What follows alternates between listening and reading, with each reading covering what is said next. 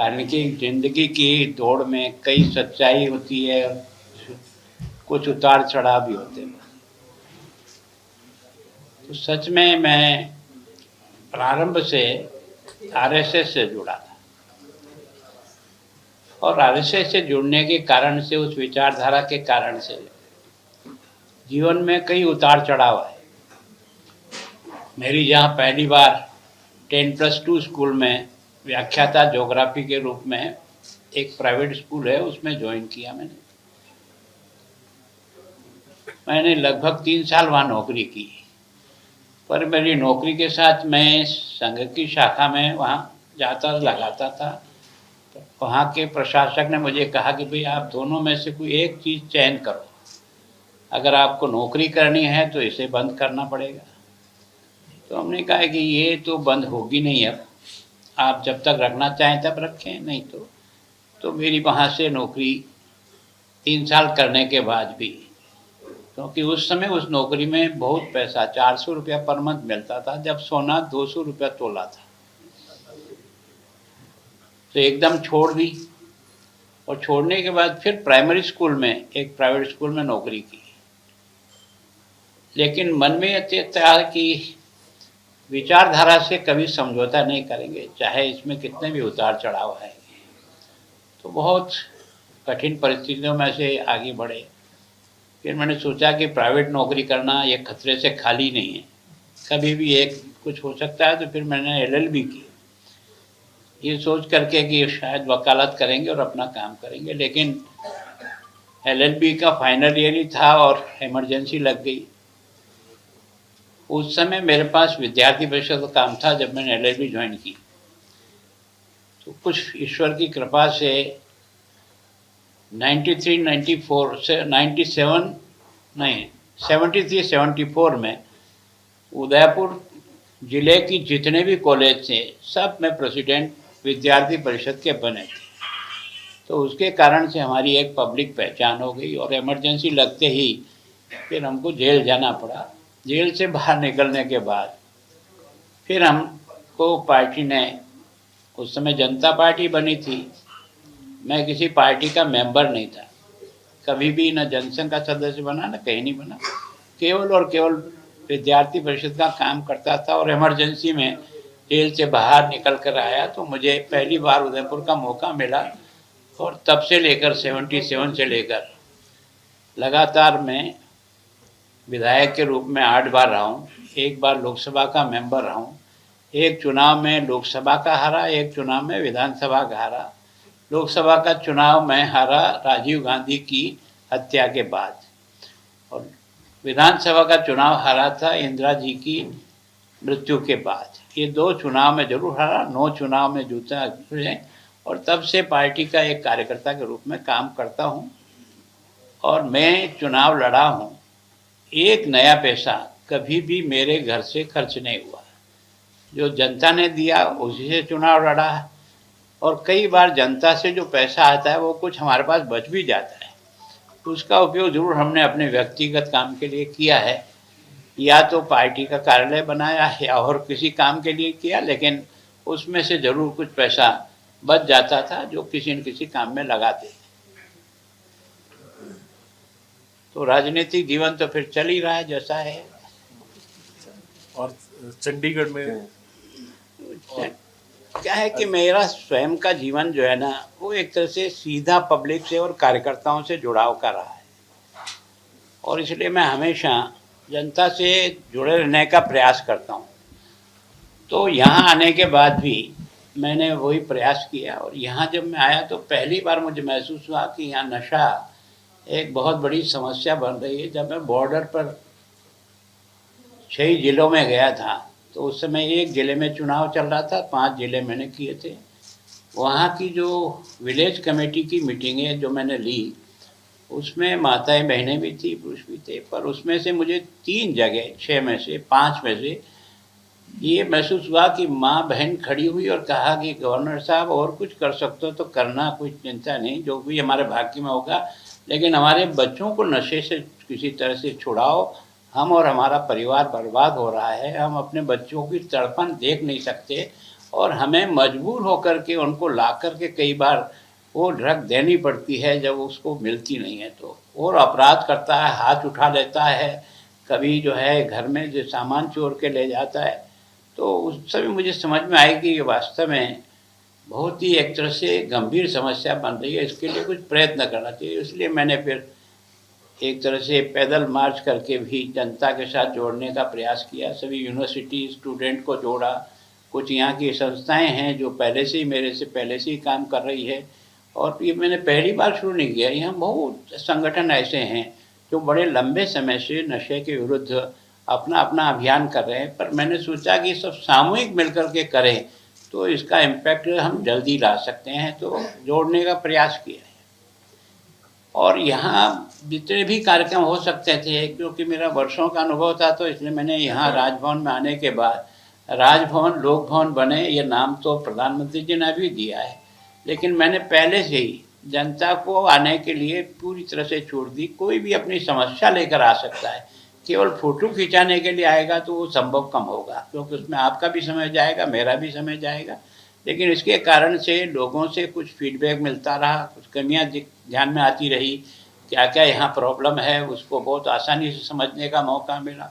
तो उसके आधार पर ही प्रशासन के नाते मैंने जो है अपने साथियों के साथ बैठ कर के उन समस्याओं के बारे में विचार करना शुरू किया। जो पहले हल हो सकती थी उसको पहले हल किया, कुछ समस्याएं आज भी बनी हुई है उनको हल करने का प्रयत्न कर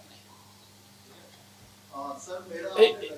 हाँ हाँ एक मिनट, क्वेश्चन हाँ हाँ हाँ, जो आप हमारी एक रिक्वेस्ट है कि अपना पहला क्वेश्चन आप पूछ लीजिए और उसके बाद प्लीज एक बार हाथ खड़ा करके, ताकि जो है हमें ध्यान रहेगा, ताकि सिस्टम से और सबका ही सवाल पूछ लिया जाए। जी सर प्लीज। आपने नशे की बात करी, आपने क्षेत्र पौधे इलाके में भी आप गए, सरकार भी, मैं थोड़ा सा पॉलिटिकल है लेकिन ये नशे का मामला है, सरकार भी प्रयास कर रही है, वो कह रही है कि हमने पहला पड़ाव प्राप्त कर लिया है और दूसरे पड़ाव में चले गए, लेकिन जमीनी हकीकत ये है कि नशे के ऊपर कोई इंतजाम लगती दिखाई नहीं दे रही है। आज भी जो है ना आप अखबारों में डेली आता है कि लोग ओवरडोज के कारण मर रहे हैं। ये बात आपकी तो सही है कि अभी भी उसको अपन इस रूप में नहीं कह सकते कि हमने कोई पूरा कंट्रोल कर लिया, लेकिन मैं इतना महसूस जरूर करता हूँ कि इस सरकार ने भी लगातार मेरे पैदल यात्रा के बाद फिर युद्ध नशे के विरुद्ध उन्होंने भी शुरू किया और प्रशासनिक अधिकारी और पुलिस और बाकी ने मिल करके इस पर एक्शन करना भी शुरू किया। अब तक लगभग 23,000 लोगों को गिरफ्तार किया है और मैं सोचता हूँ कि उसकी जो क्वांटिटी है वो करोड़ों करोड़ रुपए की जब्त की है। तो प्रयास तो हुआ है, लेकिन प्रयास तो अभी इतना नहीं है। कारण क्या है कि केवल कानून से नशा खत्म हो जाएगा, ये धारणा हम सब लोगों की पहले से ही है कि ये कभी संभव होता नहीं है। जब तक जन जागरण नहीं होगा और आने वाली पीढ़ी को बचाने का प्रयत्न नहीं करेंगे, तब तक इसमें सफलता जो नहीं मिलेगी। अपराधी पकड़ा जाएगा हो सकता है, लेकिन उसके कारण से कोई नशा करने वाला नशा छोड़ देगा, ये इतना आसान नहीं है। तो इसको तो व्यक्ति को ही तैयार करने के लिए वातावरण बनाना पड़ेगा। और विशेष रूप से मेरा यह है कि हो सकता है कि बड़े बुजुर्गों को नहीं छोड़ा सके, लेकिन हमारे विद्यालय और विश्वविद्यालय अगर इस पर प्रयास करें तो इसकी सफलता आज नहीं मिलेगी, 10 साल के बाद हमको जरूर दिखेगी कि जो नई जनरेशन है उसको हम किसी तरह से नशे से बचा लें। साजन सर। मेरा सवाल है, मैं आप प्रकाश न्यूज़पेपर और चैनल से हूँ। मेरा सवाल है सर कि आपने जो है बड़ी अच्छी व्यवस्था करी है, यहाँ पे एक पारदर्शी व्यवस्था जो हॉर्स ट्रेडिंग के ऊपर चंडीगढ़ नगर निगम के अंदर लगाम लगाएगी, नंबर 1। उसमें दूसरी बात है कि इस व्यवस्था को राज्यसभा और लोकसभा की तर्ज पे किया जा सकता है कि बटन दबा के, अगर वो सिस्टम बड़ी अच्छी विधानसभा नगर निगम का हॉल बना हुआ है उसके अंदर ये व्यवस्था की जा सकती है। एक दूसरा, नॉमिनेटेड काउंसलर्स को लेकर सवाल है सर। नॉमिनेटेड काउंसलर्स पहले म्युनिसिपल एक्ट में वोट डालते थे, वो केस हालांकि सुप्रीम कोर्ट में है, लेकिन मैं जानना चाहता हूँ कि प्रशासन की तरफ से आपका किस तरह का स्टैंड वहां पे नॉमिनेटेड काउंसलर्स की वोट को लेके रहेगा। और सर एक और सवाल है कि आउटसोर्सिंग के यहाँ 25,000 से ज्यादा एम्प्लॉइज प्रशासन को चला रहे हैं, और अगर कहो कि एडहॉक व्यवस्था चल रही है लगातार। हरियाणा और पंजाब ने एक व्यवस्था करी है कि पक्के मुलाजिम मतलब उनकी नौकरी की सुरक्षा जो करी है उन्होंने 60 साल तक, वो एक बहुत सराहनीय कदम है सरकारों का। तो क्या इस तरह की व्यवस्था यूटी में, चंडीगढ़ में करी जा सकती है?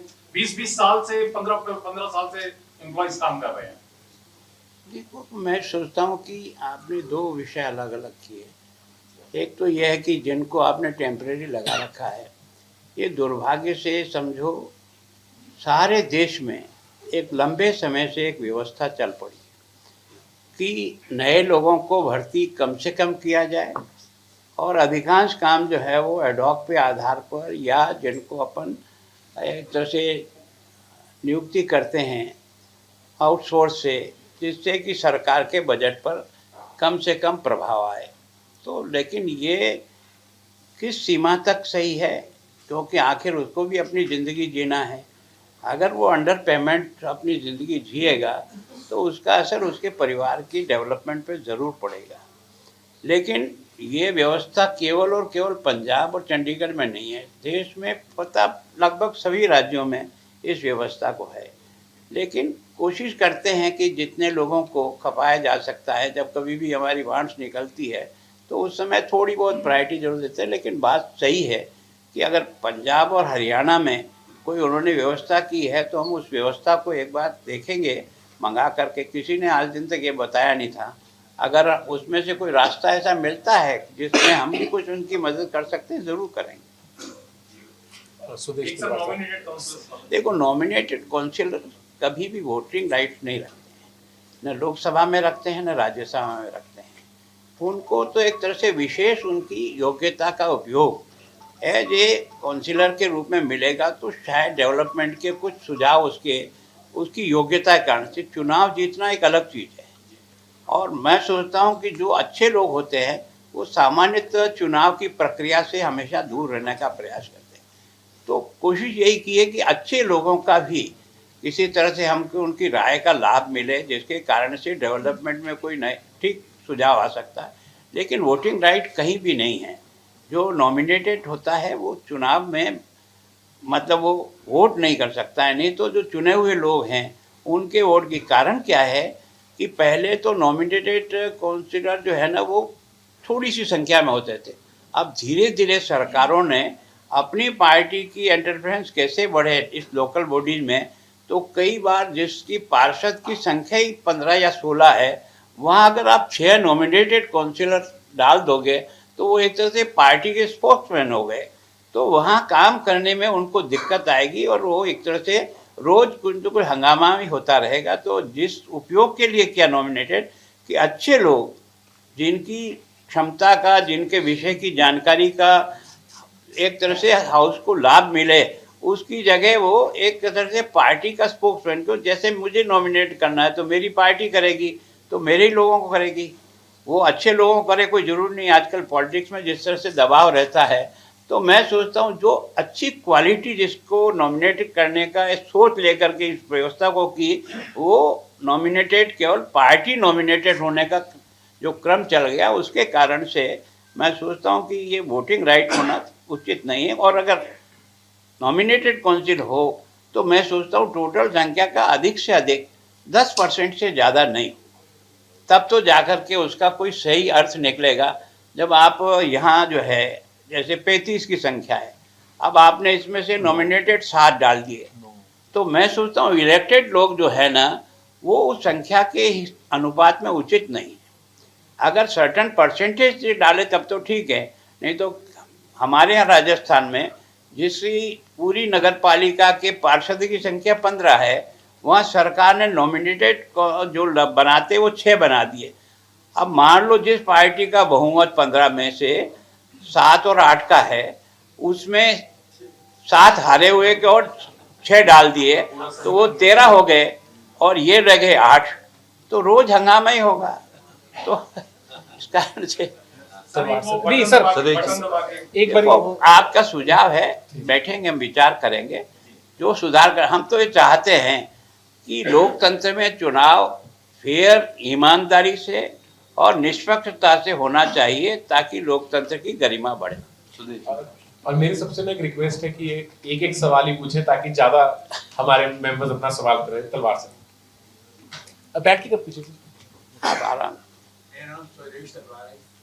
मैं 40 तारीख की रैंक से रहा हूँ। इस वक्त रेजिडेंट वेलफेयर एसोसिएशन का प्रेसिडेंट हूँ, सेक्टर 44। हमारे रेजिडेंट वेलफेयर को कम्युनिटी सेंटर बुक करने के लिए एक नॉमिनल फीस होती है 121 रुपये। वो हमने जमा कराई 11 तारीख को बाहर पहुँचाई। आज कह रहे 7,717 रुपये का ड्राफ्ट दो, जबकि बहुत हो चुका है कि रेजिडेंट वेलफेयर एसोसिएशन और सीनियर सिटीजन से ये पैसा नहीं लिया जाएगा। आज हमें 7,717 रुपये ड्राफ्ट मांग रहे हैं, जो फिर बाद में वापस हो सकता है, लेकिन इसको अवॉइड किया जा सकता है। करना ही हो तो हमसे एक क्रॉस चेक मांग ले, क्रॉस चेक दे देंगे तो बैंक में जाने की सुविधा नहीं रहेगी। एक तो है उसको दिया जाए। आप मुझे ये लिख के देते हैं। अच्छा। हम जब बैठेंगे तो इस विषय पर विचार करेंगे, क्योंकि अभी इसके बारे में मेरे को एकदम अधिकृत कुछ कहना है। के सामने साइकिल ट्रैक है। बच्चे स्कूल से छुट्टी होती है, साइकिल ट्रैक इस्तेमाल करते हैं, साइकिल पे जाते हैं, पैदल भी जाते हैं, लेकिन उसी सड़क पे मोटरसाइकिल, स्कूटर और कारें चलती हैं साइकिल ट्रैक के ऊपर। एक 17 दिसंबर को मैंने वीडियो डाला था और व्हाट्सएप, पुलिस का जो व्हाट्सएप है उसमें डाला, और जो डीएस अपने एसएचओ थे 44 का, उनको भी बताया, कुछ कोई असर नहीं हुआ। और फिर अब कल मैंने दोबारा डाला है और मुझे कहा गया है कि आप जो वीडियो डाला है उसके नंबर कोई नजर नहीं आ रही। देखो, ऐसी समस्या के लिए अब यहाँ उसके बारे में आप मुझे 24 घंटे खुलाओ, जब चाहें आप आकर के जो भी पब्लिक की या आपकी व्यक्तिगत कोई समस्या है तो आप मुझे दीजिए। जो मुझसे संभव हो सकता है वो ज़रूर आपकी मदद करेंगे, इसमें कोई। और इसीलिए मैंने हर बुधवार, कब आ सकते हैं हम कल? हर बुधवार के दिन मैंने यूटी में 11 बजे से लेकर 1 बजे तक मैं पब्लिक हियरिंग के लिए बैठता हूँ। पहले आपको अपना विषय डालना पड़ेगा। उस बुधवार का जब से 14 आएगा तो आप 10, 11, 12 में अपनी समस्या और आप अपना नाम डाल दीजिए।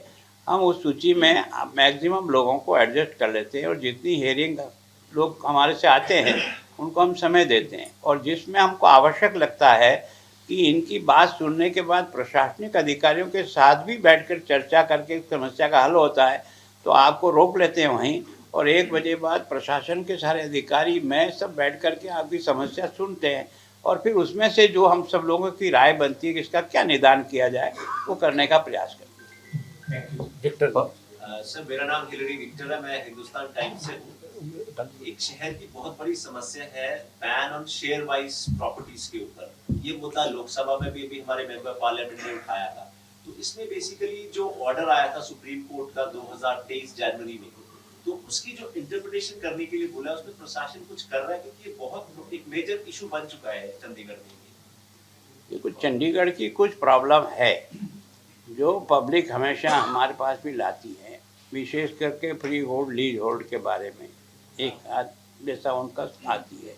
कई बार वायलेशन में छोटा मोटा वायलेशन भी होता है, तो उसके जो नोटिस जाते हैं वो उसी प्रकार से जाते हैं, उसके कारण से लोगों को कई तरह की परेशानियाँ होती है। फिर यहाँ क्या कि इंडस्ट्रियल एरिया में भी एक तरह से कई प्रकार की अड़चनें आती है, जिसके कारण से पहले जो इंडस्ट्री सर्वाइव करती थी, आज वो इंडस्ट्री यहाँ सर्वाइव नहीं करती है, वो लगभग बंद हो गई। तो उसको चेंज करने के लिए भी जो उसकी मांग रहती है, उसका भी अभी तक कोई हल नहीं हुआ है। तो इसी तरह से लालडोरा और लालडोरे के बाहर की जो समस्या है वो भी आती है।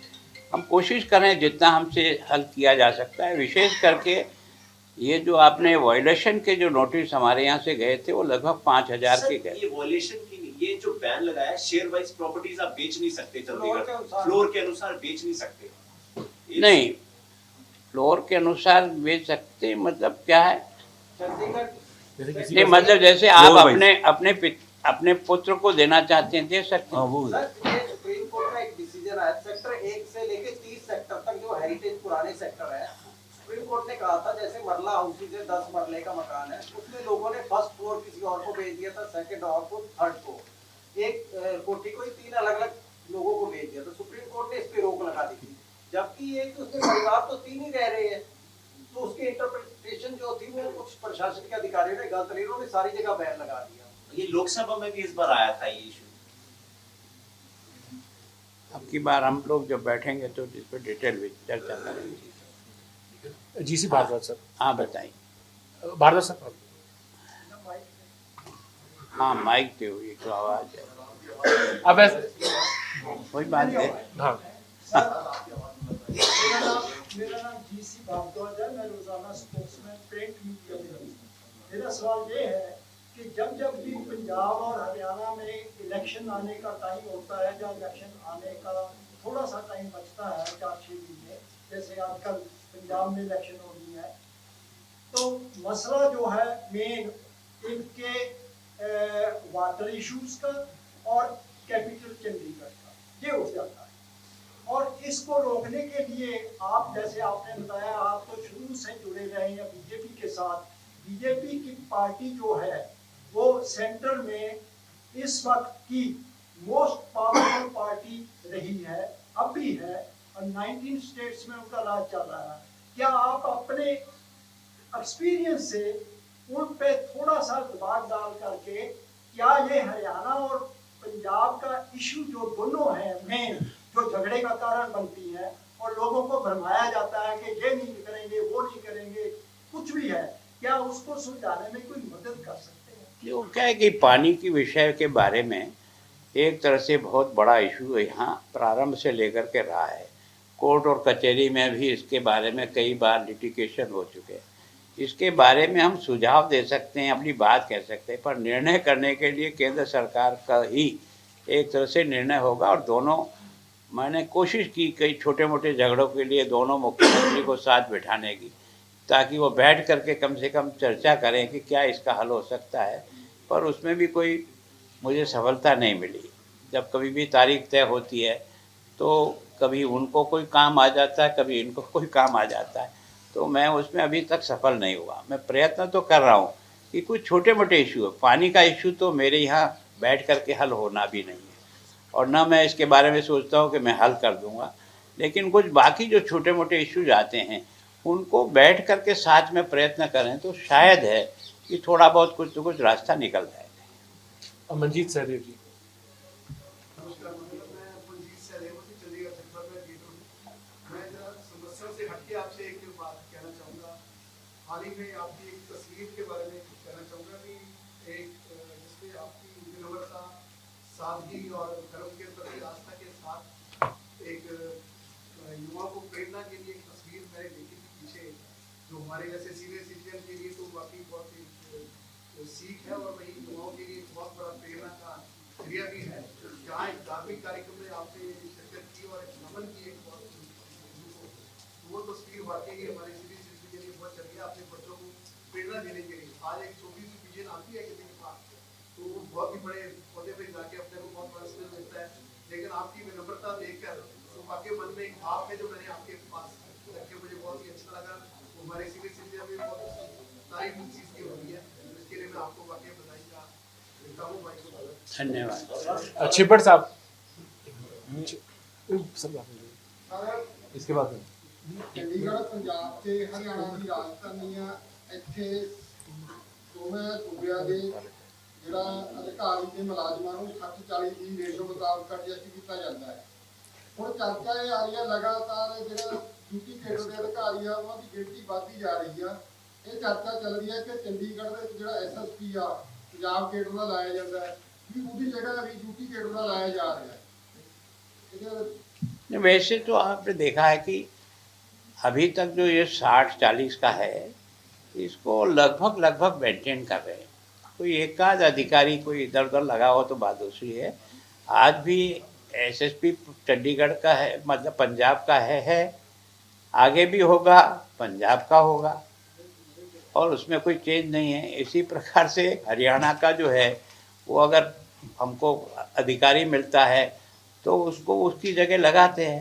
मैं सोचता हूँ कि यूटी कैडर के जो लोग आते हैं ना, वो ट्रांसफ़र होकर आते हैं केंद्र सरकार के द्वारा, और जब उनके द्वारा कोई आदेश आता है किसी को लगाने का या हटाने का, तो उसमें हमारा ज़्यादा रोल नहीं रहता। बाकी सामान्यतः हम यहाँ चाहे हमारे स्कूल टीचर हो, चाहे डॉक्टर्स हो, चाहे हर में हमने वो मेंटेन कर रखा है। लेकिन यहाँ मुझे जो समस्या समझ में आती है कि लोग 2 साल के लिए आते हैं, 7-7 8-8 साल तक जो है ना यहाँ डेपुटेशन पे रहते हैं। तो मैं समझता हूँ कि एक जब कानून में सीमा है 7 मैक्सिमम, तो उसके बाद उसको वापस जाना चाहिए। पर यहाँ आने के बाद वो किसी न किसी से, आपसे या मुझसे किससे कह कर के यहाँ बना रहते हैं। तो जो प्रशासनिक मजबूती चाहिए, वैसे हमारा पास अधिकार है कि जो इस तरह से नॉमिनेट जो आते हैं उनको हम कभी भी हटा सकते हैं उन काम से, लेकिन हम चाहते हैं कि इतना कठोर कदम उठाना ज़्यादा उचित नहीं होगा। इस कारण से थोड़ा सा देखते हैं, पर ये ज़रूर कोशिश की है कि 7 साल से अधिक समय से डेपुटेशन पे आए हुए लोग कहाँ कहाँ कितने कितने अधिकारी बैठे हैं और उनके काम के बारे में रिपोर्ट जो है ना वो अधिकारियों से ले रहे हैं कि भाई इनके काम के बारे में अपनी रिपोर्ट दीजिए कि क्या है। तो कोशिश तो करते हैं, लेकिन 60-40 का बनाया हुआ है। अभी भी ऐसा नहीं है कि हमने नहीं है। अगर यहाँ से मान लो एसएसपी हटेगी भी सही, तो पंजाब कैडर का ही कोई एसएसपी आएगा। लेकिन सामान्यतः मैं सोचता हूँ कि हमने तो बराबर मेंटेन कर रखा। हमने हमारी तरफ से कोई डिस्टर्ब करने का प्रयास नहीं किया। अगर थोड़ा बहुत होता है तो यूटी के अधिकारियों का जो ट्रांसफ़र पोस्टिंग होती है वो केंद्र सरकार के द्वारा होती है। सर एक मिनट सर नहीं रावत जी नहीं सर एक मिनट, सबको हम दे सके समय। रावत जी फिर आ जाएंगे आपके पास। सर इंदौर में अभी एक हादसा हुआ है, उसमें सीवर का पानी जो था ड्रिंकिंग वाटर में मिलने के बाद 17 लोगों की मौत हुई। चंडीगढ़ का भी जो सीवर सिस्टम है और अंडर ड्रेनेज सिस्टम है वो भी 70 साल पुराना है, कभी भी कोलैप्स हो सकता है। यहाँ भी कई ऐसी घटनाएं होगी, कहीं डायरिया हैजा फैलने की। तो ऐसा कोई अभी प्रावधान है या कोई काम किया जा रहा है? इसको कुछ फेज वाइज, एक साथ तो पूरे शहर में नहीं हो सकता, फेज वाइज इसको कुछ चेंज करने की जरूरत, ताकि इस प्रकार के हादसे ना हो। निश्चित। दूसरा मेरा एक सवाल है कि चंडीगढ़ में ट्रैफिक की समस्या, मेट्रो का मामला है। मेट्रो पिछले 16 साल से कामों में दौड़ रही है, उसका बजट भी देखो कहां से कहां पहुंच गया है। और प्रशासन अगर इस पे कुछ सार्थकता से काम करे, देश के अन्य शहरों में, जयपुर में है, इंदौर में है, भोपाल में, सभी जगह मेट्रो शुरू होगी, तो चंडीगढ़ में क्यों नहीं? देखो, आपने जो पहला प्रश्न जो है ना वो सामान्यतः कई शहरों में ये प्रॉब्लम आ रही है। कारण क्या है कि सीवरेज के साथ ही एक तरह से हमारी पाइपलाइन अंडर पड़ी हुई है। तो जो भी पाइपलाइन थोड़ी सी डैमेज हो जाती है वो कभी भी लीक होती है और पानी में दूषित होता है, इसमें कोई दो राय नहीं। इंदौर देश का सबसे साफ सुथरा शहर है कई सालों से, लेकिन ये हादसा हुआ है निश्चित रूप से। हमारे यहाँ भी हमने इसके लिए कोशिश की है। अब आजकल टेक्निक है कि आप अंदर पड़ी हुई लाइन को आप वेरीफाई कर सकते हो कि कितनी डैमेज है, कितनी क्या है उसकी क्षमता, उसको चेंज कर सकते हो। लेकिन सामान्यतः इसका प्रयोग अभी तक बहुत ज़्यादा हुआ नहीं। हम कोशिश कर रहे हैं फेज वाइज। कारण क्या है कि पहले यहाँ 3-4 साल पहले जो है एक विदेशी लोन के आधार पर 24/7 का संपूर्ण चंडीगढ़ में एक प्रस्ताव चल पड़ा। तो उस समय सोचा था कि इसको फिर उसी समय चेंज होगा, आज क्यों चेंज करें। लेकिन उस प्रस्ताव के बारे में जो मैंने अपना तो मनी माजरा में जो आपने 24/7 किया, मैंने और गृह मंत्री जी ने उसकी ओपनिंग की थी जब मैं पहले आया था। लेकिन उसमें मेरा जो अनुभव कहता है, मेरे शहर में भी 24/7 का जब स्मार्ट सिटी प्रोजेक्ट मिला तो हमको ये भी मिला। लेकिन सामान्यतः क्या है कि ये वहाँ चल सकता है जहाँ टैंक नहीं हो, ज़मीन में टैंक नहीं हो, ऊपर टंकी नहीं हो। तो आप पानी खोलोगे तो टैप से आपको पानी मिलेगा। लेकिन होता क्या है कि अंडरग्राउंड का टैंक भी है, चल रहा है, ऊपर का भी चल रहा है, और फिर जितना पानी उसको देना था उतने नाप में आपको एमएलडी पानी देंगे तब जाकर के वो बना पाएगा। फिर क्या है कि उन्होंने एमओयू किया, उसमें कहा कि 27% जो है ना लाइन चेंज करनी पड़ेगी। कौन सी 27%, कौन सी जगह की? वो 27% चेंज करते करते हमने ठेकेदार से 40% लाइनें चेंज करा दी। तो आखिर वो भी तो अपने बाल बच्चे लेकर बैठा है, तो वो 40% कैसे करेगा? तो वास्तव में आज की तारीख में जो हमारी इंजीनियरिंग डिपार्टमेंट, उसके पास अंदर पड़ी हुई लाइन के बारे में भी वो पूरा परफेक्टली उसको आइडेंटिफाई कर सकते हैं। तो ऐसे आइडेंटिफाई करके अब की बार हम कुछ लाइनें जो अंदर पड़ी हुई है उसको जरूर हटाने का प्रयास करें। और 24/7 का मतलब जो मेरी समझ में आता है, सारा शहर खुद जाएगा और ये 5 साल तक भरा नहीं जाएगा, तो लोगों को जो परेशानी होगी वो उससे भी ज़्यादा होगी। आज आपके पानी सप्लाई ठीक हो रही है, अगर आपको कहीं लाइन डैमेज है तो उसको बदल देंगे। 4 घंटे सवेरे मिलता है और प्रेशर से पानी मिलता है, तो 24/7 दुनिया को दिखाने के लिए क्या उपयोग होगा? मेरे तो समझ से परे है। मेरे शहर में झील का शहर है, पर आज भी ऑल्टरनेट पानी देते हैं, पर पूरा प्रेशर से देते हैं कि 4 मंजिल पर भी टंकी में पानी जाता है। किसी को नीचे से उसको मशीन चला करके ऊपर ले जाने की ज़रूरत नहीं, मोटर चलाने की ज़रूरत नहीं, मोटर के कनेक्शन काट दिए हमने, कोई ज़रूरत नहीं, हम प्रेशर से देंगे आपको, पानी जाएगा ऊपर। मेट्रो के बारे में कारण क्या है कि मेट्रो का प्रोजेक्ट तो बहुत अच्छा लगता है, लेकिन मैं आपको जयपुर का ही अनुभव बताता हूँ कि जितना मेट्रो पे हमने पैसा खर्च किया, आज की तारीख में उसका रिटर्न ब्याज भी नहीं आ रहा है। यहाँ क्या है कि पॉपुलेशन लिमिटेड है और सड़कों को जो आपने हेरिटेज कर रखा है उसको सबको अंडरग्राउंड लेना पड़ेगा। अंडरग्राउंड जो लेंगे तो उसका बहुत अधिक पैसा है, उतना ट्रैफिक नहीं। इसको अगर आसपास के शहरों से जोड़ करके, इसको मेट्रो से जोड़ करके यहाँ एक पॉइंट पर ला करके छोड़ा जाए और वहाँ से फिर जो भी साधन यहाँ उपलब्ध है उनका उपयोग किया जाए, तो कम खर्चे में अच्छा काम हो सकता है। आप इस सारा शहर को भी आप अंडरग्राउंड खोद दोगे, उसकी कॉस्ट जो आएगी आपको वो बहुत बड़ी कॉस्ट आएगी। उसके एवज में कितना ट्रैफिक उनको मिलेगा। मैंने इंजीनियर को डिपार्टमेंट को कहा कि एक बार आप इस सारे को अनुभव करो और जहाँ जहाँ मेट्रो बन गया है उनकी भी स्टडी करो कि वो वास्तव में उपयोगी हो पा रही है या आज भी एक सफ़ेद हाथी की तरह से बच गया है, जिसका खर्चा इतना होता है कि मैं इतने पैसे में तो आपको गारंटी देता हूँ कि यहाँ एक पैसा किसी पैसेंजर से नहीं लेकर के भी हम बाई रोड भी हर एक को जहाँ जाना चाहे वहाँ जा सकता है। और मिनिमम कॉस्ट पर कैसे आपकी ये जो बस सर्विस है वो करे, चाहे हमको उसको घाटा खा करके भी चलाना पड़े, तो आगे लोगों को ट्रैफिक में जाने आने की समस्या नहीं हो।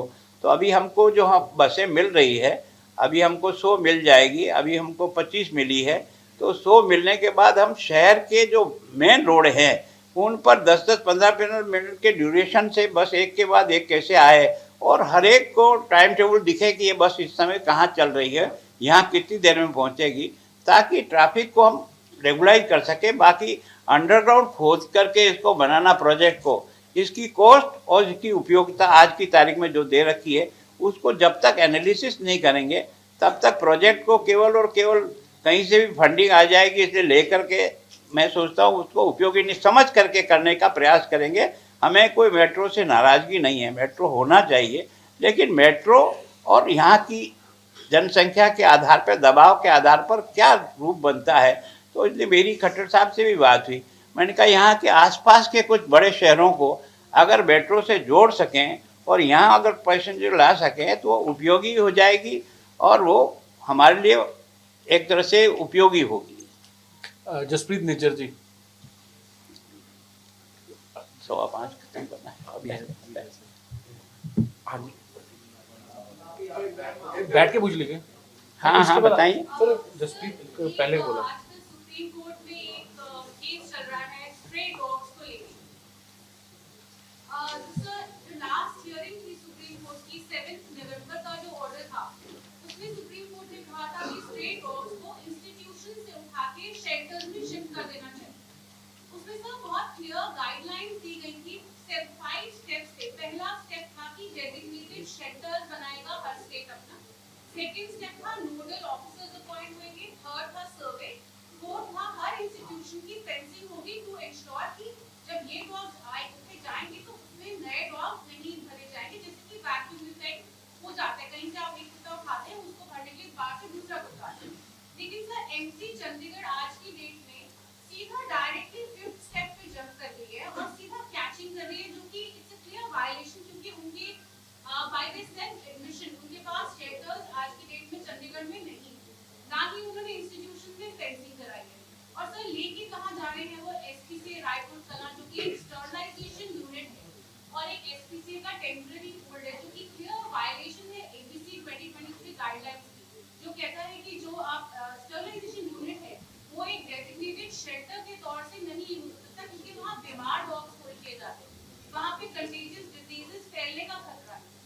देखो सामान्यतः क्या है कि सुप्रीम कोर्ट की जो भी गाइडलाइन मिलेगी उसकी पालना सारे देश को करनी पड़ेगी। पहले भी जो उन्होंने फैसला किया था उस समय यही था कि भाई आप जहाँ से भी पकड़ोगे वापस वहीं छोड़ना पड़ेगा, उनका स्टेरिलाइजेशन, तो वो कर रहे थे। लेकिन पब्लिक की जो शिकायतें आती है स्ट्रीट डॉग के कारण से, जिस प्रकार की घटनाएं जो है ना बहुत बड़ी है, तो उसके कारण से सुप्रीम कोर्ट ने कहा था कि केवल स्कूल से और आपने हॉस्पिटल से, वहाँ अगर कहीं आपको डॉग है तो इनको ले जाइए और कहीं भी शेल्टर हाउस इनका बना करके उसमें रख करके इनका। लेकिन अब कल की जो आई है गाइडलाइन जिस प्रकार की भी, अभी फैसला तो एकदम डिटेल में पढ़ा नहीं है, लेकिन अब उनका भी लगभग ये मान्यता है, लगभग उनकी भावना से लगता है कि ये समस्या बहुत ही विकट है। इस समस्या के बारे में इसके निदान के लिए मतलब केवल और केवल उनको छोड़े रखना या उन पर रजिस्टर करना ये नहीं होगा। कोई न कोई दूसरा आपको तरीका निकाल करके इसको कहीं शेल्टर हाउस बनाकर कहीं भी आपका कहना बिल्कुल ठीक है। एक शेल्टर हाउस में उनके लिए एक तरह से ज़िंदगी गुजारने का है, उनके जो एक स्वतंत्रता थी वो तो नहीं है। लेकिन बहन ये तो आप भी स्वीकार करोगे कि स्ट्रीट डॉग के कारण से जिन बच्चों को काटा जाता है, जिनको देखा जाता है, आप और हम भी जो देखते हैं किसी में आता है तो कितनी दया आती है कि एक 5 साल के बच्चे को सारा का सारा ही नोच डाला। और केवल हम दया के आधार पर एक को बचाना चाहते हैं, दूसरों को जो है ना एक तरह से नुकसान पहुंचाना, तो कोई रास्ता तो अब हमने नहीं निकाला है। सुप्रीम कोर्ट जो गाइडलाइंस देगी उसकी हम पालना करेंगे।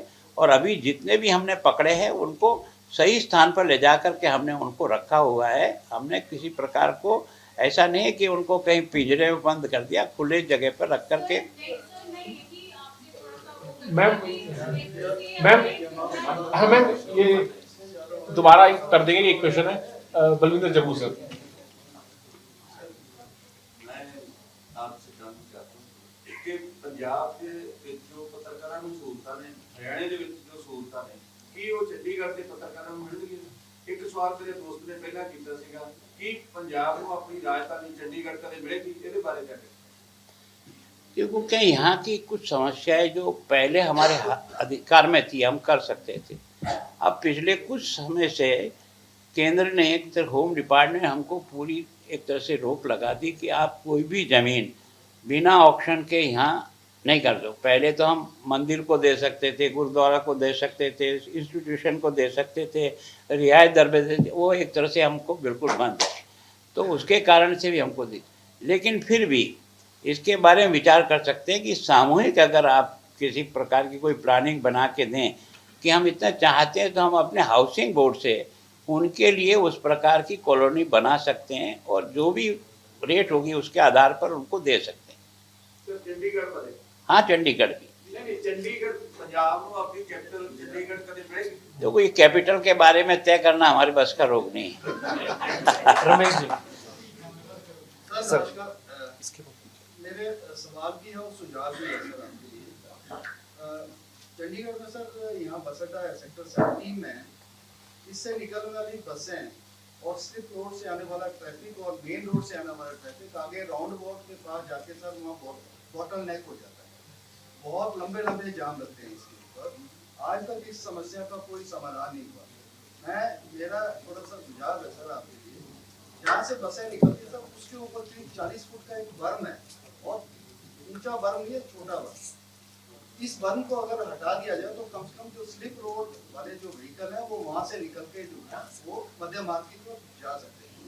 तो इस बॉटल नेक की तरफ सर जो ध्यान सर दिया जाए। और दूसरा सर, शहर में जितने भी स्ट्रीट लाइट्स हैं, पार्कों में लाइट्स हैं, राउंड अबाउट्स के ऊपर लाइट्स हैं, इनके ऊपर जो टाइम जो है सर वो विंटर का और समर का जो है एक ही फॉलो किया जाता है। और उसकी वजह से हो ये रहा है सर, लाखों यूनिट जो है हम दिन में ही वेस्ट कर रहे हैं। कई बार तो दिन में ही लाइटें जलती हैं, लेकिन क्या है कि अभी 6:30 बजे लाइट जलती है, समर सेशन में भी वो 6:30 बजे जल जाती है, जबकि सूर्यास्त जो होता है वो करीब 8 बजे होता है। ऐसे में 1.5 घंटे का गैप को क्या हम इसको कैसे निश्चित रूप से ऐसा होना नहीं चाहिए। जैसा जैसा सूर्य का जो चक्र चलता है उसके अनुसार ही लाइट का समय, और ये तो एक तरह से निश्चित कर दो तो आप उसी समय लाइट जलेगी, उसी समय बंद होगी, सिस्टम हमारे पास है। अगर इसके बारे में ध्यान नहीं गया है तो निश्चित रूप से समर का और विंटर का अलग अलग समय तय करेंगे ताकि बिजली भी बच जाए और लोगों को सुविधा जो चाहिए वो सुविधा भी मिले। और वो सर बोटल नेक वाला जो होटल नेक आप मुझे नक्शा बना करके दें तो मैं बैठ करके उसके निर्णय करेंगे, कोई दिक्कत नहीं। छोटा मोटा चेंज करने से अगर समस्या का समाधान होता है तो निश्चित रूप से करेंगे। वीरेंद्र सर। सर मैं 60 साल से मैं चंडीगढ़ में पत्रकारिता कर रहा हूँ। मौजूदा टाइम में अर्थ प्रकाश का मैं मेंबर हूँ सर, और इससे पहले 37 साल में ट्रिब्यून में काम किया था सर। और इतने सालों में मतलब बड़े उतार और चढ़ाव हमने देखे हैं। पंजाब में आतंकवाद और सारा कुछ जैसे तैसे बड़े सामान्य स्थिति में चल रहा है। और आपका स्वागत करते हुए मैं ये कहना चाहूँगा कि आपके आने के बाद चंडीगढ़ की स्थिति में बहुत काफ़ी सुधार हुआ सर। तो हमारी कोशिश यही होगी कि मतलब इसमें और भी ज़्यादा सुधार के लिए कोई गुंजाइश रखे। एक सवाल है सर हमारा कि आपकी सरकार भी है दिल्ली में, विपक्ष की तरफ से ये मांग आई है कि दल बदल विरोधी कानून बनाया जाए। आप उनके ऊपर अपना इन्फ्लुएंस बरत के सर ये कानून बनवा सकते हैं। तो नगर निगम से भी मतलब उठ रही है सब बातें सारी इधर उधर, आपको जानकारी में आई सारी बातें, तो अखबारों में भी छप रही, आप देखते होंगे सर। इसके लिए मतलब आपने कुछ सोचा सर, कुछ कर सकेंगे? देखो सर, प्रारंभिक बात है कि कुछ हमने आपसे जो फीडबैक जनता से मिला उसके आधार पर ही हमने समस्या का निदान करने का प्रयास किया है। अब भी चाहते हैं कि जब कभी भी आपको किसी को भी कोई सुझाव लगता है तो आप हम तक पहुंचाने का प्रयास करें। हम कोशिश करेंगे उसको कि कैसे कम से कम किया जाए। एकदम ख़त्म नहीं होगा तो भी कम से कम करने का प्रयास तो हम निश्चित रूप से करेंगे, उसमें कोई दो राय नहीं। जहाँ तक ये दल बदल विधेयक कानून है, ये क्या है कि सारे देश में होना है, केवल एक जगह होने से तो काम नहीं चल पाएगा। लेकिन ये बात बराबर सब राज्यों से आ रही है कि निश्चित रूप से नीचे की जो संस्थाएं हैं, लोकल बॉडीज और उनमें भी अगर ये होता है तो अच्छा तो है, इसमें कोई दो राय नहीं। लेकिन अभी इसको निर्णय की स्थिति में हम आ जाएंगे, एकदम नहीं कहा जा सकता है। सुझाव आप और हमने भी कई वर्षों से दिया, विधानसभा में कई बार आपने बोलते हुए भी बताया है कि निश्चित रूप से ये जो इधर से इधर जो भागा भागी होती है पैसे लेकर के, उसको किसी तरह से रोकना पड़ेगा। लेकिन हमने ये जो हाथ खड़े किए उसके पीछे केवल सोच यही था कि कम से कम व्यक्ति आइडेंटिफाई तो हो किसने इधर से इधर टाका है, तो कम से कम पब्लिकली तो इतना डैमेज हो जाएगा कि दोबारा कभी लोकतंत्र में सदस्य बनने का मौका उसको नहीं मिलेगा। और कम से इतना तो रहे, इसलिए किया है। और मैं सोचता हूँ कि आपका सुझाव तो है, ये कई राज्यों से आता है, कई विधानसभा में भी ये विषय बराबर आ रहा है। लेकिन अभी एक तरह से हम सुझाव के रूप में देंगे, और कोई हमारे यहाँ अकेले को हम यहाँ कुछ भी कानून नहीं बदल सकते। हमको कानून बदलने के लिए होम डिपार्टमेंट में ही जाना पड़ता है। अगर किसी राज्य ने अपना लिया पहले ही और वहाँ अगर वो चल रहा है तो हम उसके एक्ट को यों का यों अडॉप्ट करके भेज सकते हैं, तो वो तो होम डिपार्टमेंट से हो जाए, नहीं तो ठेठ लोकसभा तक जाकर के उसका प्रस्ताव बन करके अमेंडमेंट आएगा, तब जाकर के चेंज होगा। अरुण सर, और मेरा एक सबसे एक रिक्वेस्ट है कि अपना सवाल अगर का बैकग्राउंडर ना करके अगर सवाल पे करते तो थोड़ा बाकी लोगों को भी समय मिल जाएगा।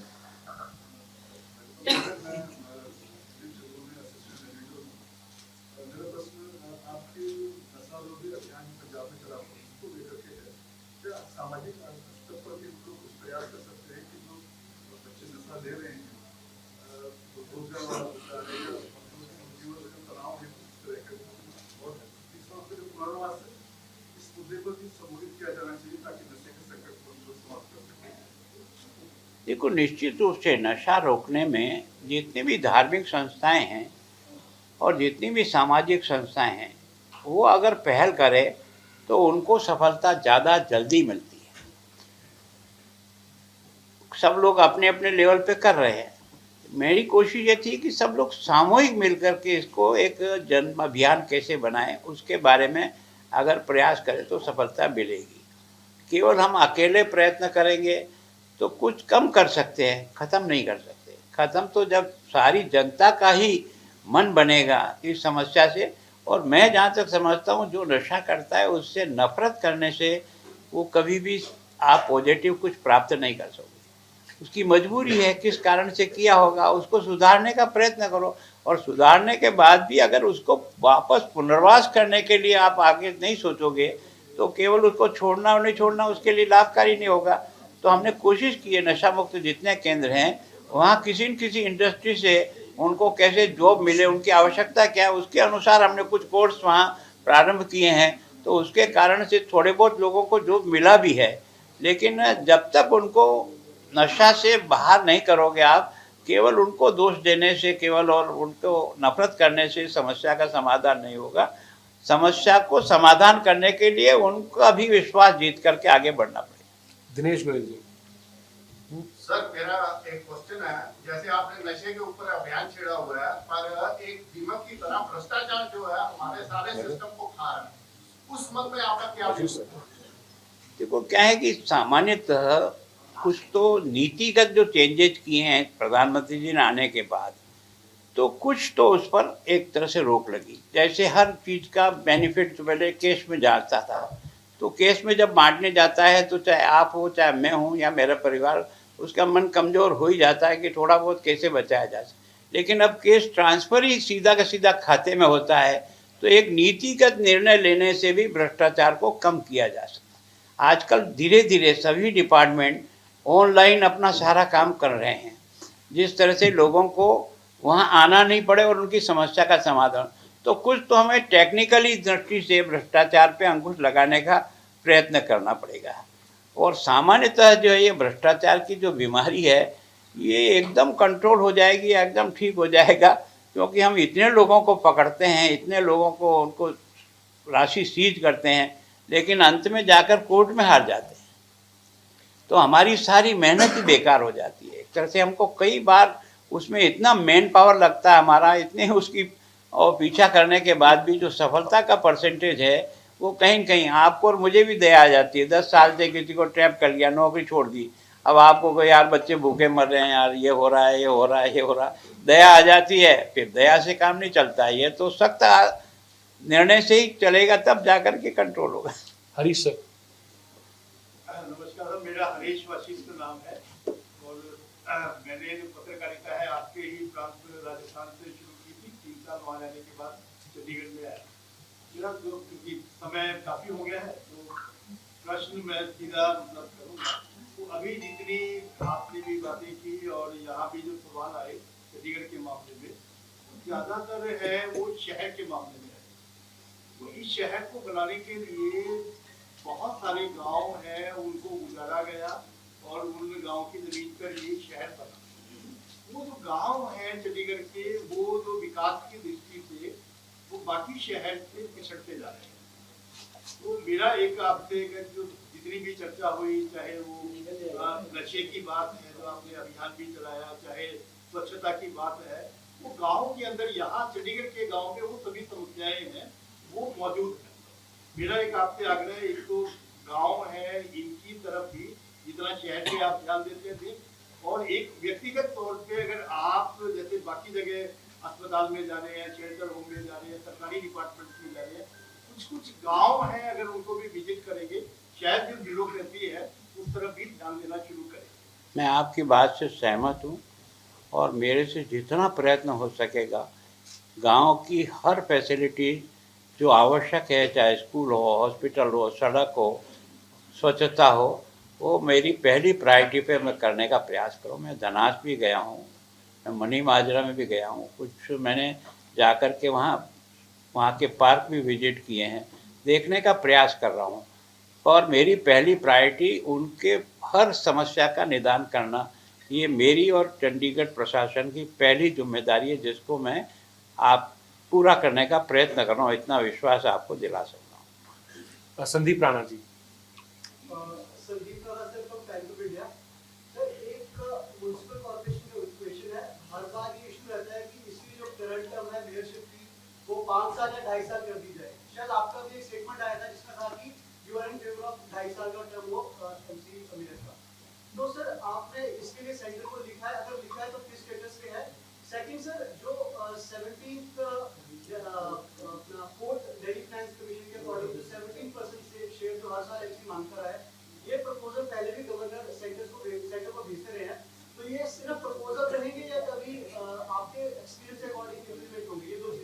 देखो, हम इसके लिए बराबर कानून के तहत रह कर के, कारण क्या है कि हम किसी स्टेट का कोई एक्ट उठा लेते हैं तो हमें उसमें से ज़्यादा लंबा प्रोसेस नहीं करना पड़ता, केवल उसको करके हमारे यहाँ से प्रस्ताव बना के जाता है तो वो होम डिपार्टमेंट तक ही जा कर के निर्णय हो जाता है।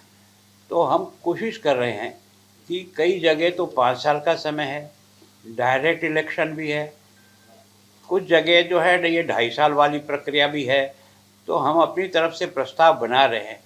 ये दोनों ही प्रस्ताव हम होम डिपार्टमेंट से जाकर के भेजेंगे भी सही, और मैं व्यक्तिगत गृह मंत्री से मिलकर के भी सुझाव दूंगा। कारण क्या कि 1 साल में कोई भी महापौर उस शहर का विकास में बहुत बड़ा योगदान नहीं दे सकता है। वो जो सोचता है वो अगला आकर के उसको उलट देता है या नहीं चलाता है। तो जो स्कीम बनती है हमारे यहाँ क्या कि वर्क ऑर्डर देने में ही 6-6 महीने लग जाते हैं, टेंडर बनाने से लेकर टेंडर प्लॉट करो, प्लॉट करने के बाद वो एलिजिबल है या नहीं है, कई बार वो बैकआउट कर जाता है तो फिर समय निकल जाता है। तो वास्तव में ये समय अवधि बढ़नी चाहिए, इसमें तो मैं 100% सहमत हूँ। अब कैसे बढ़ेगी, कहाँ का हम उदाहरण लेंगे, मध्य प्रदेश का है, वो सीधा ही एक तरह से डायरेक्ट इलेक्शन कराते हैं महापौर का और 5 साल का कार्यकाल है। कुछ जगह जो है ना पार्षद करते हैं और 5 साल तक रहते हैं। कुछ जगह जो है ना, जैसे दिल्ली भी है, यहाँ भी है, कुछ ऐसी यूटी है जहाँ हर साल महापौर का चुनाव होता है। तो मैं सोचता हूँ हम इसके बारे में अपनी टीम लगी हुई है, वो इसमें से पूरा ठीक तरह से कानून के तहत प्रस्ताव बना करके आगे भेजेंगे और व्यक्तिगत जाकर के मिलने का प्रयास करूँगा, ताकि उसका कार्यकाल बढ़ेगा तो विकास में उसकी योगदान अच्छा होगा।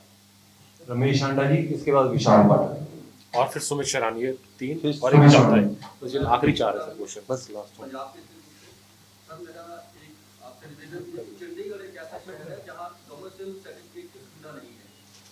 यानी कि चंडीगढ़ में जो पैदा हुआ है उसको उसकी पैदाइश का प्रमाण पत्र नहीं मिलता, जो कि स्टूडेंट्स को एडमिशन के समय और कहीं जॉब के समय उसकी जरूरत पड़ती है। और चंडीगढ़ एक ऐसा शहर है जहाँ पर कमर्शियल की सुविधा नहीं है। क्या इस पर कोई विचार नहीं है?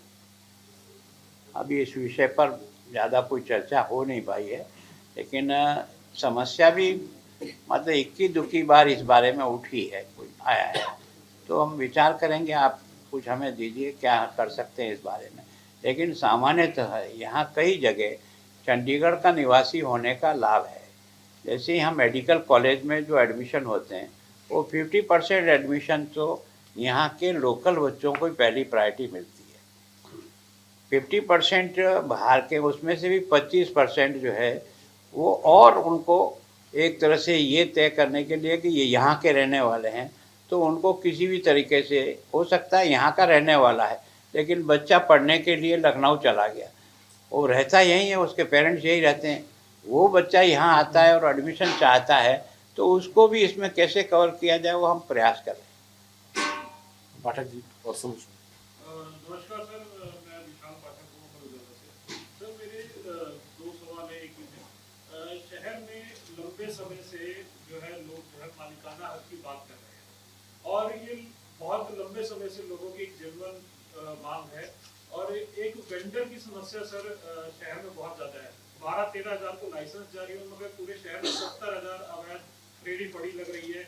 सुप्रीम कोर्ट के आदेश पर नगर निगम ने कार्रवाई तो शुरू की, मगर चलान होते हैं उसके बाद जस की तस स्थिति बन जाती है। शहर के बाजार से लेकर के और ट्रैफिक की समस्या भी मुझे लगता है इसी वजह से कुछ कई जगहों पे ज्यादा है।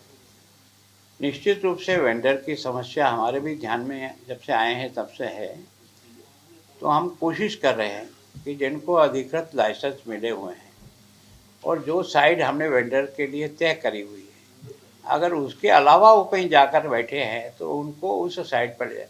पर कुछ साइड ईमानदारी से ऐसी जगह भी तय कर दी जहाँ उनका व्यवसाय नहीं चलेगा। अगर मान लो उसको आपने ज़बरदस्ती करके वहाँ लगा भी दिया तो अधिकृत लाइसेंस ही तो है, लेकिन वो अपना रोज़गार नहीं कर सकेगा या वहाँ उसका सामान नहीं बिकेगा। तो इन दोनों को समझना पड़ेगा, उसका रोज़गार भी सफ़र नहीं करे और चूँकि अधिकृत लाइसेंस ही है इसलिए उसको बसाना या उसको काम देना हमारी ड्यूटी है। जो अधिकृत नहीं है उनके खिलाफ कार्रवाई कर रहे हैं, लेकिन उसके साथ साथ उनको ऑल्टरनेट जगह कितनी दी जा सकती है वो भी विचार करना पड़ेगा। एकदम रोज़गार से बाहर करना, कोई भी आदमी धूप में खड़ा रहना ऐसी शौक से नहीं खड़ा रहता है, बच्चों का पेट भरने के लिए रहता है। तो मानवीय दृष्टिकोण भी हो और उसको दोनों को एडजस्ट करने के लिए कोशिश कर रहे हैं कि जितने ज़्यादा से ज़्यादा एडजस्ट कहीं भी हो सकते हैं, नई साइटें निकाली जा सकती है, वहाँ उनको एडजस्ट किया जा सकता है, तो प्रयत्न तो कर रहे हैं। लेकिन ये क्या कि जब हम सख्ती से करते हैं ना, तो उस पर कई लोग लपेट में आते हैं। तो हमको भी लगता है, लेकिन हमारी मजबूरी है कि इलीगल लाइसेंस ही नहीं है, कुछ भी नहीं है, तो भी दुकान के आगे ला करके आपने डिब्बा डाल दिया। फिर क्या है कि ये एक व्यवसाय है। अगर आप इस पे ठीक नीचे जाओगे तो आपको लगता है जो बड़े बड़े दादा होते हैं ना, उन्होंने 10-10, 20-20 कियोस्क ले रखे हैं और वो किराए पे चला करके उस सामने वाला व्यक्ति है उसका शोषण कर रहे हैं। हम कोशिश कर रहे हैं कि फ़ोटो के साथ ही उनको आइडेंटिफाई करें और जो वहाँ बैठा है उसी व्यक्ति के नाम से हो, और अगर दूसरे के नाम से लाइसेंस है तो उसको निरस्त करें, ताकि जिसको रोजगार की ज़रूरत है उसको मिले। नहीं तो ये क्या है कि कई ऐसे सब शहरों में होते हैं, ऐसे कुछ लोग जो है ना एक तरह से मुख्य दादा होकर के 10-10, 20 कियोस्क पर कब्जा कर रखते हैं और फिर उनको किराए पर दे करके मैक्सिमम पैसा उनसे लेते हैं। मेहनत करने के बाद भी उनका परिवार भूखे मरता है। सुमित जी, महाकानी हर में बारे में अभी विचार जरूर चल रहा है, पर अभी निर्णय करने की स्थिति में नहीं है। सुमित जी। सर नमस्कार, मैं सुमित शिवराम हूँ दैनिक जागरण से। 5:30 उसके बाद आखिरी सवाल इकट्ठा लेंगे दो का। हाँ, दैनिक जागरण से सुमित शिवराम। वैसे जो मैंने सवाल पूछना था वो किसी और ने चुरा लिया मेरे से पहले। पीछे बैठने का थोड़ा सा कई बार नुकसान होता है, लेकिन क्योंकि मुझे मौका लास्ट में मिला है, हम आपकी कह लीजिए या आपकी सरकार की, आपके प्रशासन की समीक्षा करते हैं और सारे सवाल आपसे पूछे गए हैं। पहला सवाल तो मेरा ये है कि आप चंडीगढ़ में आए हैं और जहाँ तक मैं प्रशासन कवर करता हूँ, आप अखबार बहुत ध्यान से पढ़ते हैं और उस पर एक्शन भी बहुत होता है। तो पहला सवाल मेरा ये है कि आप चंडीगढ़ की जो प्रेस है, प्रेस के लोग हैं, वो आपको कितना अलर्ट करते हैं, आप अखबारों से कितना अपने आप को अपडेट करते हैं, और हमें हमारी प्रेस का उसमें और क्या रोल रह सकता है जो समाज को बदलाव में, उसके बारे में आपका क्या? देखो, निश्चित रूप से मैं प्रेस की सारी खबरें जो है ना, वो उसकी हर कटिंग को देखता हूँ, पढ़ता हूँ, और जो मुझे बहुत सीरियस लगती है कि ये वास्तव में हमारी चूक है, तो उसको डिपार्टमेंट से पूछ करके उसको ठीक कराने के लिए उनको लिखता हूँ, उनसे जवाब मंगाने का प्रयास करता हूँ। तो प्रेस तो हमारी बहुत मदद करती है। मैं ऐसा मानता हूँ कि प्रेस और पब्लिक दोनों को आप जितना सुनोगे और जितना समझने का प्रयास करोगे, उतनी अपनी कमियों को सुधार पाओगे। तो कोई कमी निकालता है तो वो कोई हमारा दुश्मन नहीं है, कमी निकालता है वो हमको सुधार के लिए, तो मैं उसको हमेशा पॉजिटिव लेता हूँ। और मैं हमेशा दोनों यूटी की भी पढ़ता हूँ, पंजाब की भी पढ़ता हूँ, और जो नेगेटिव न्यूज़ हमारे प्रशासन के बारे में आती है उनको पहली प्रायोरिटी पे पढ़ता हूँ, और उसमें से कुछ न कुछ एक दिन बाद आऊँगा या कहीं घूमने चला गया 2 दिन पे, लेकिन उसको देख करके हल करने का प्रयास करता हूँ। और थोड़ा बहुत जो काम कर पाए उसमें आपका प्रेस का भी और पब्लिक का भी, जिन्होंने आकर हमको ये छोटी छोटी समस्या बताई उसको हमने हल करने का प्रयत्न किया, तो थोड़ा बहुत हल पाई। जैसे आपका ये जो वायलेशन का है, अब 5000 फाइलें थी, हमने उसको शॉर्ट करते करते 2500 पे ले आए। हम कोशिश कर रहे हैं कि अब हमारी टीम को फील्ड में भेजेंगे कि ये जो 2500 लोग हैं, इनके इस वायलेशन को कम ज़्यादा किया जा सकता है क्या, कुछ एक्शन करना है तो कुछ लिमिटेड करो।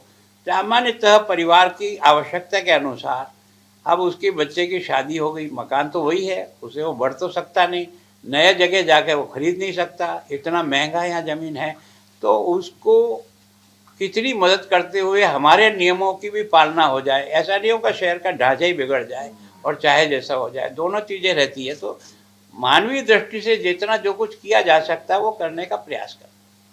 ये हमारे आखिरी सवाल है, आप भी बता दीजिए और आप भी सर इकट्ठे जवाब दे देंगे। Sir Mohit sir from Amar Ujala.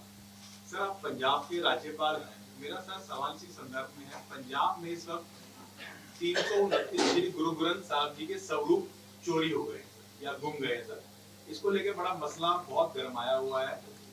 Shri Akal Takht ने पंजाब के मुख्यमंत्री को तलब भी किया है, इसके लिए हाईकोर्ट के आदेश पर एसआईटी भी बनी है, मगर एसजीपीसी कहती है कि हम एसआईटी को बिल्कुल भी सहयोग नहीं करेंगे। सर एक इसी से जुड़ा सवाल और है, जो गैंगस्टरवाद और या और भी लॉ एंड ऑर्डर की स्थिति खराब है, फिर इन दोनों मसलों पे आप अलग अलग जवाब दें।